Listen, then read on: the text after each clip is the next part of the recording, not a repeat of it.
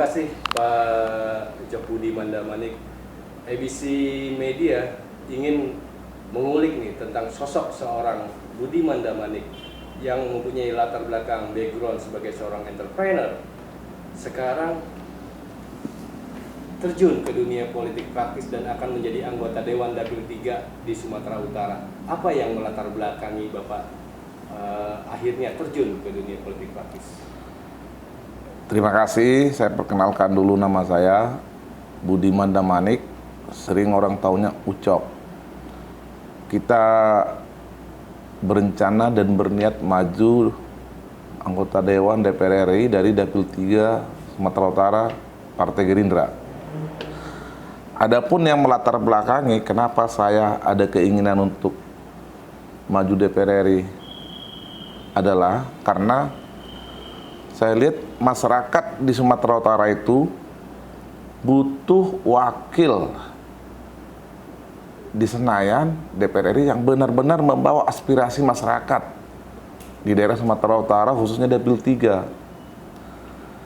Karena mungkin selama ini aspirasi masyarakat itu tidak semuanya tersampaikan di Senayan, karena bisa juga karena dari masyarakatnya tidak nyambung langsung dengan dewannya, atau karena memang tidak didengar aspirasi masyarakat karena banyak faktor yang menyebabkan hal itu bisa terjadi. Yang kedua, saya pribadi melihat perkembangan politik praktis di Sumut itu agak ngeri-ngeri sedap.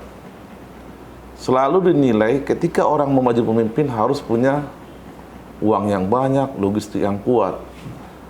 Akhirnya masyarakat tuh sering memilih pemimpin bukan karena kemampuan yang memimpin, tidak latar belakangnya.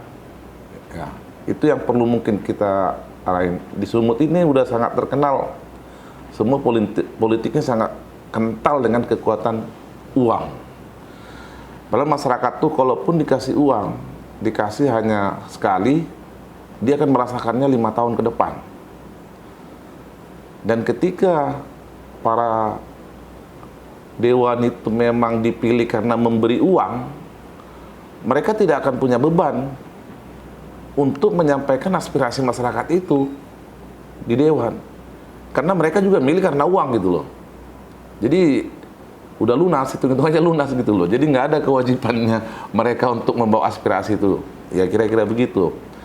Mudah-mudahan kalau kita terpilih, saya pastikan 1000% kita akan membawa aspirasi masyarakat Sumatera Utara, kita suarakan di Dewan, apa sih yang diperlukan masyarakat Sumatera Utara itu biar bisa berkembang lebih baik, baik dari ekonomi maupun dari segi politiknya gitu. Kira-kira begitu, Mas. Sumatera Utara tidak hanya terkenal di Indonesia, tapi juga sudah di kancah internasional, apalagi objek wisatanya. Khusus untuk potensi di Dapil Pak Budiman, itu apa yang potensi yang bisa digali agar bisa maksimal diekspor keluar, dan itu akan Bapak sampaikan juga ke Dewan untuk misalnya pembuatan regulasi undang-undang untuk potensi wisata misalnya. Oke. Di Sumatera Utara, khususnya Dapil 3, sangat terkenal dengan sebenarnya pertanian. Di Tanah Karo, di Simalungun, dan beberapa kabupaten lain itu sebenarnya relatif sangat subur. Harusnya kalau menurut saya ini pribadi, kita harus perkuat di pertaniannya. Karena ini menyangkut pangan. Karena kemarin program pemerintah juga bangun food estate segala macam yang katanya relatif kurang berhasil. Kenapa tidak daerah-daerah di Sumatera Utara yang Dapil 3 ini yang potensi pertaniannya bagus, ini kita kembangkan untuk menjaga ketahanan pangan. Baik dari pangan, hortikultura, di sana itu cukup bagus. Nah, dalam hal ini mungkin butuh Kementerian Pertanian, harus benar-benar survei ke sana, apa sih yang harus dikembangkan dari pertanian itu. Dan menurut saya, cara menilai perkembangan satu kabupaten itu tiap tahun tuh harus dievaluasi. Berapa luas sih lahan yang terlantar Sebenarnya lahan-lahan yang terlantar itu didiamin itu aja dikelola jadi pertanian udah cukup bagus. Inilah fungsinya ada pemerintah. Karena kalau mengandalkan APBD atau kabupaten-kabupaten yang bersangkutan, kemungkinan mereka nggak nyampe ke sana. Itulah perlunya ada wakil-wakil yang duduk di Senayan yang benar-benar memperhatikan daerah Dapil 3 ini. Saya sangat yakin banget kalau pertanian di Dapil 3 itu bagus. Karena terkenal dengan tanah karo, Simalungun, pertaniannya bagus, di Asahan itu sawahnya banyak gitu loh. Nah, itu dari segi pertanian. Karena itu kan ketahanan pangan itu sangat-sangat diperlukan. Oh, Indonesia ini negaranya luas kok, masih impor beras kan nggak lucu. Sekarang ini saya lihat belakangan ini agak produksi jagung agak bagus. Mungkin ke depan itu harus perlu diperhatikan. Pokoknya kita usahakan jangan ada lahan yang terlantar. Kuncinya di situ. Artinya Pak Damanik akan melibatkan Kementerian Pertanian untuk mengaktifkan kembali ekstensifikasi dan intensifikasi lahan pertanian di sana, Pak ya? Iya begitu Pak. Jadi harus didata betul. Mana sih lahan-lahan yang selama ini terlantar padahal punya potensi untuk pertanian. Kalau kabupaten, kota, daerah yang bersangkutan tidak punya kemampuan untuk mengelola, kenapa tidak kementerian yang turun? Gitu loh. Mungkin bisa digalakkan dengan UKM-UKM gitu. Seperti itu Mas. Tapi gimana Bapak melihat fenomena sekarang anak-anak generasi yang sekarang itu enggan untuk turun ke sawah? Itu akan seperti apa Bapak sosialisasikan agar daerah kita potensi lahan pertanian, orang-orang tuanya juga sudah mulai rentah, bagaimana anak-anak yang generasi milenial mau turun ke sawah? Kalau saya rasa masalah generasi itu muda, tua, tergantung ketika melakukan sesuatu, apa yang akan mereka dapatkan dari situ. Pemerintah harus ngasih fasilitas. Misalnya kreditnya, di pemodalan, segala macam, biar itu bisa bergerak. Apapun itu namanya, tetap memang butuh pemerintah harus hadir di situ. Gitu Mas, kalau untuk pertanian ya.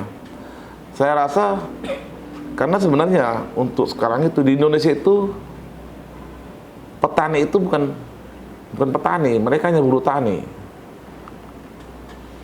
Karena misalnya dia nanam sawah, nanam padi. Nanti kalau dihitung-hitung hasilnya, ketika mereka panen harganya harus nggak bagus. Pas dihitung paling dia kebayar gajinya, sewa lahannya. Mereka ini bukan petani, hanya buruh tani. Disinilah perlunya pemerintah hadir ngontrol harganya.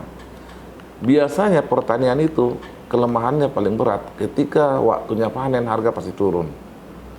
Di sini perlunya hadir pemerintah. Begitu Mas.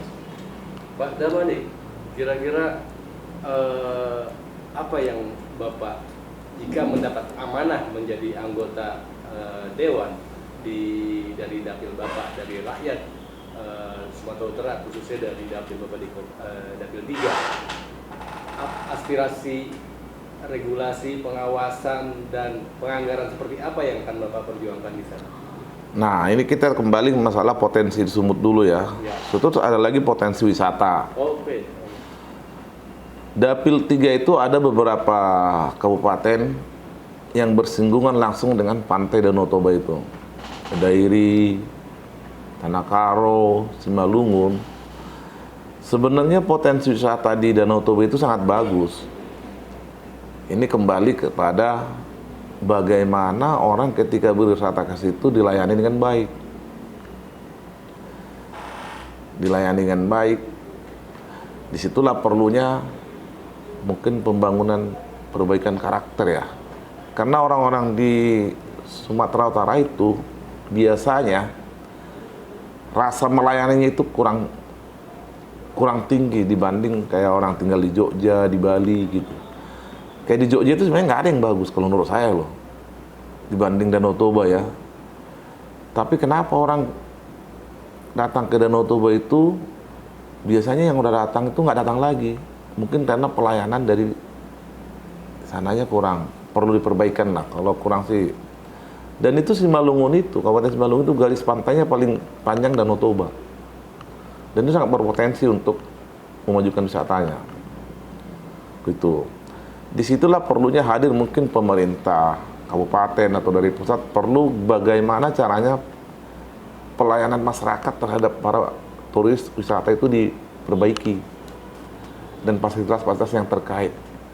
Mungkin saat ini, mungkin ke depan bisa diperbaikin karena dari Medan sudah ada tol nanti sampai ke Sumut.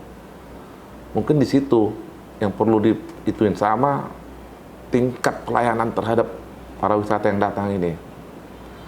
Intinya wisata itu, kalau orang pernah datang ke situ dan ada keinginan untuk kembali lagi ke situ, berarti pelayanannya bagus. Pelayanannya bagus, harganya terjangkau. Gitu, Mas. Untuk masalah pengawasan, saya rasa memang di Sumut ini kan memang karakter orang agak keras.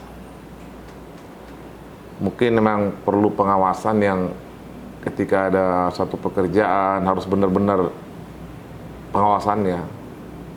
Belum perlu diaudit hasilnya bagaimana.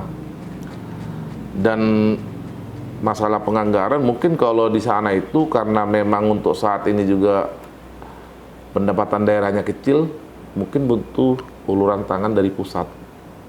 Disitulah nanti perlunya wakil-wakil masyarakat, wakil-wakil dewan ini untuk mengajukan atau berbuat mungkin untuk dapil 3. Karena kalau mengandalkan APBD yang ada, saya rasa agak sulit membangun itu. Sudah kalau di pertaniannya perlu dari Kementerian Pertanian, kalau di perhubungan perlu dari perhubungannya, ya masalah perlu. Karena untuk membangun di awal itu sangat dibutuhkan campur tangan dari pusat. Karena keterbatasan anggaran. Setelah itu berjalan bisa saja mungkin diserahkan kembali ke kabupaten kota yang bersangkutan setelah itu berjalan dengan normal. Gitu, Mas. Mungkin itu perlu regulasi-regulasi nanti ketika kita duduk nesayan, kita harus diskusikan dengan tim-tim terkait di pusat. Gitu, Mas. Intinya ketika pusat sudah berbuat, kabupaten kota itu harus memelihara, menjaga sampai investasi ini tetap berkembang menjadi baik. Begitu.